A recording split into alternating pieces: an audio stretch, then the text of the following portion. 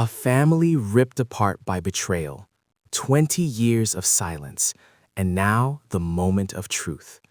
Genesis 45 is the chapter where Joseph finally reveals his identity to the brothers who sold him, but instead of revenge, he offers rescue. This is the story of how a shift in perspective makes forgiveness possible. Let's walk through it. How do you forgive the unforgivable? That's the question at the heart of Genesis 45.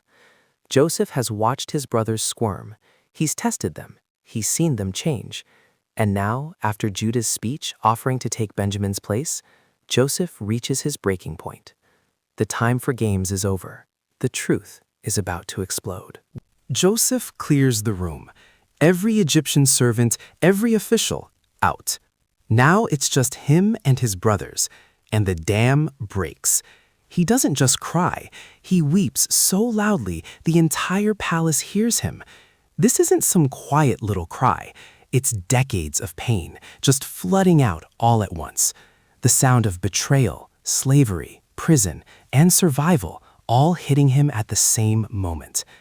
And then, through the tears, he speaks. I am Joseph. 3 words. The brothers freeze, paralyzed, speechless. The man they left for dead is standing in front of them, alive, powerful, and holding their fate in his hands.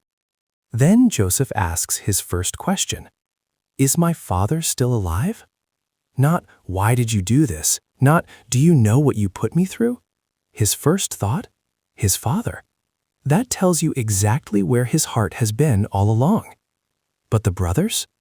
They can't even answer. They're terrified. They expect to be crushed. Joseph has every right to destroy them, but instead he chooses to heal. He acknowledges the sin. You sold me into slavery, but then pivots to the purpose. But God sent me ahead of you to save lives.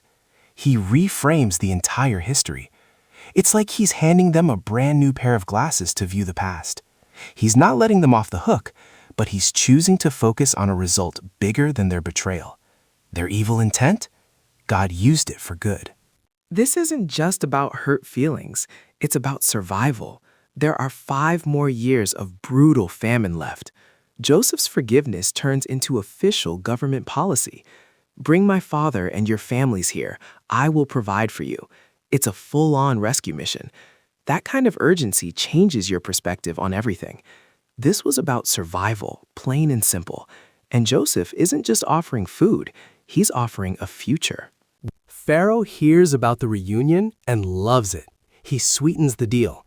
Don't worry about your belongings. The best of all Egypt is yours. Joseph sends them off with a caravan of gifts. Benjamin gets 5 sets of clothes and 300 pieces of silver, a complete 180 from their desperate arrival. They came begging for grain. They're leaving with a royal invitation and a fortune. The brothers return to Canaan as messengers of impossible news.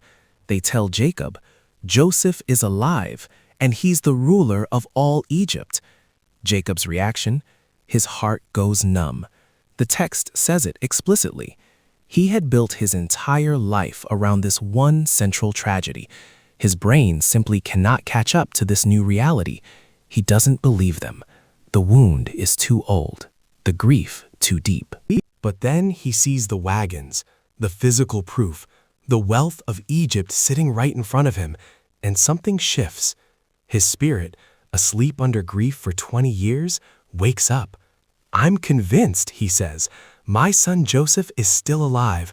I will go and see him before I die. The mourning is over. The resurrection has begun. A father who thought his son was dead is about to see him again, and a family torn apart by betrayal is about to be made whole. We've walked through tears, reframing, rescue, and resurrection. Before you go, sit with these questions. First, Joseph reframed his suffering by seeing God's purpose in it. What pain in your past are you still viewing through the lens of betrayal, when God might be inviting you to see redemption instead?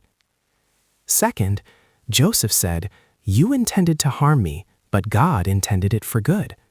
Where in your life has something meant for harm been transformed into something that saved others? 2 questions. Breathe. Let them settle.